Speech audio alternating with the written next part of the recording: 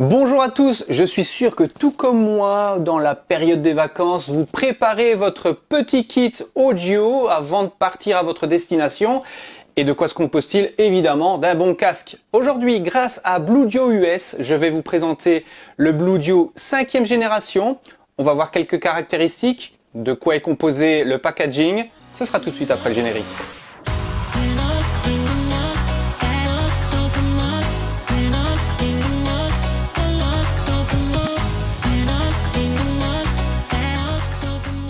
Alors oui, ce Bluedio 5e génération est sensiblement différent des autres générations, à savoir le Bluedio T2S, T3 et T4. Le S signifie en général pour Bluedio l'ajout d'un port micro SIM. Ce n'est pas le cas ici, on s'intéresse à la 5e génération qui n'a pas de carte micro SD, mais qui a une fonction supplémentaire, la fonction ANC, à savoir une fonction qui permet de réduire les bruits de fond. Alors, est-ce que toutes ces fonctions, est-ce que globalement ça apporte un plus à votre Bluedio? Est-ce que ce Bluedio a un son différent de ses prédécesseurs? On va voir ça tout de suite, mais avant de commencer, on va évidemment voir le packaging. De quoi se compose le packaging? Eh bien, d'une boîte, on va dire, relativement simple et sans surprise. Que retrouve-t-on dedans? Un casque, c'est mieux, c'est plus pratique comme ça, un casque Bluedio de 5e génération avec des arceaux métalliques de bonne qualité, des enjoliveurs ici recouverts pour l'instant d'un plastique de protection, mais on voit que c'est nettement une plaquette en aluminium bien foutue, bien propre. Les petites touches ici, respectivement bouton play pause, bouton multifonction avec diode, le bouton ANC, donc réduction de bruit avec sa diode associée, comme ici, hein, c'est allumé, tu vois. Donc je le coupe. Et les boutons de volume plus et moins. Évidemment, on va voir ça en détail. On remarque également que le casque est orientable. Donc si vous voulez le porter comme ceci, c'est tout à fait possible pour ne pas l'abîmer par exemple. Ou lors du transport, vous pouvez mettre les écouteurs à plat. Donc on met ça provisoirement de côté. Que retrouve-t-on encore? On voit qu'il y a une petite boîte d'accessoires. Alors, Bluedio, comme à son accoutumée, nous apporte les petits plus que peu de constructeurs apportent dans cette gamme de prix. On a une housse ici, style pot de pêche, en tissu style pot de pêche. C'est toujours bon à prendre. Et on a également deux câbles. Allez, je vais l'ouvrir de l'autre côté. Nous avons deux câbles. Alors, ces câbles, à quoi servent-ils? Le premier, comme on le comprend, c'est un casque en USB type C et non pas en micro USB. De l'autre côté, nous avons une connectique en jack. Donc, vous pouvez très bien vous connecter en filaire sur votre smartphone, si celui-ci est équipé d'une jack 3.5, et connecter sur votre casque, l'USB type C.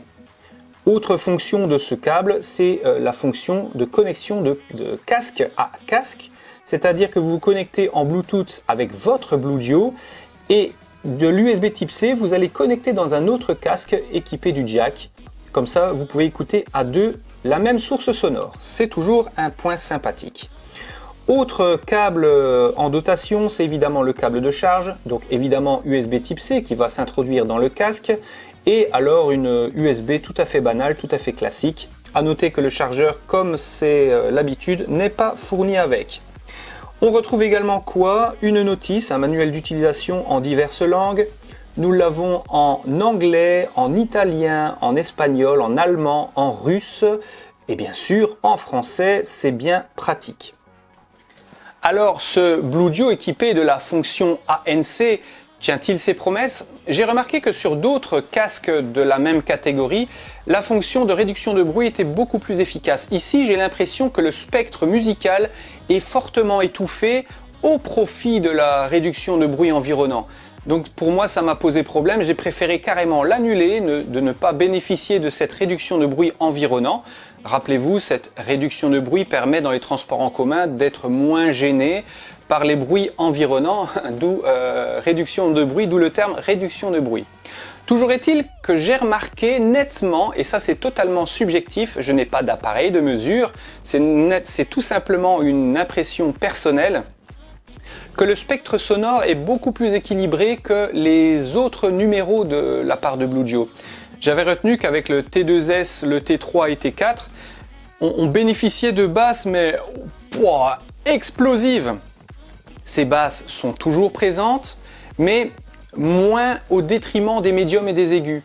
On remarque que le son est plus précis et beaucoup plus naturel, tout en bénéficiant d'une large gamme sonore. Donc on a toujours des drivers de 57 mm comme les autres numéros, les autres Bluedio, mais on a l'impression que le spectre sonore est beaucoup plus fidèle à la réalité. Alors ce n'est pas un casque audiophile, on s'entend bien, on n'est pas dans des casques à 400 balles, on est dans un casque qui vaut un tout petit peu moins de 65 €, d'ailleurs vous avez le lien Amazon en description, mais ce casque a un son plus équilibré. Autre point positif, c'est son autonomie, et ça c'est également un point fort de la part de Bluedio. On bénéficie d'une autonomie en veille de 1000 heures, rien que ça. Comme d'habitude, ils font fort, hein, et d'une part, ils le prouvent par la qualité sonore, mais également par l'autonomie. L'autonomie maintenant en fonctionnement est plus ou moins de 25 heures selon les chiffres Bluedio et de 28 heures avec la fonction ANC enclenchée. Autre petit détail, comme je l'ai signalé, il est tout à fait possible dans les menus de changer de langue. Donc vous passez du chinois à l'anglais, de l'anglais au français. Je crois qu'il y a également l'italien. C'est tout simple. Il suffit d'appuyer sur la touche multifonction et simultanément sur la touche moins. Et tout comme un menu déroulant, eh bien on entend les différentes langues apparaître. On les entend et puis il suffit de relâcher quand on est arrivé à la langue adéquate. Alors, que retenir de ce Bluedio? Bien, déjà qu'il n'y a pas que des points positifs, il y a également, il faut être honnête, il y a également des points négatifs. Toujours est-il que la suprématie des points positifs l'emporte largement. Alors d'une part, c'est quoi? On a un casque avec un rapport qualité-prix très intéressant. Comme je l'ai dit, il fait aux alentours de 63 €. Ce n'est pas excessif, c'est déjà un budget, mais ce n'est pas excessif.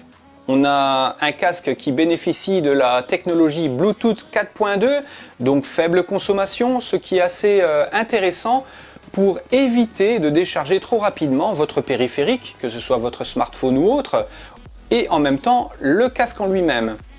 On a une autonomie mais gargantuesque, comme je vous l'ai dit, 1000 heures en veille, 25 heures en utilisation normale. Vous pouvez l'appairer facilement, vous pouvez également le connecter grâce à son câble fourni USB type C vers jack 3.5, donc il y a plein de points positifs et bien sûr cette large gamme sonore qui à mon sens est moins basée sur les basses, que je raffole, mais elles sont toujours présentes, ne vous inquiétez pas.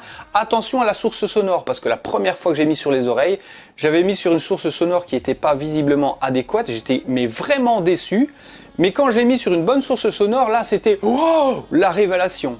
Alors l'avantage également du fait que le son est plus équilibré, on sera moins cantonné à un type musical.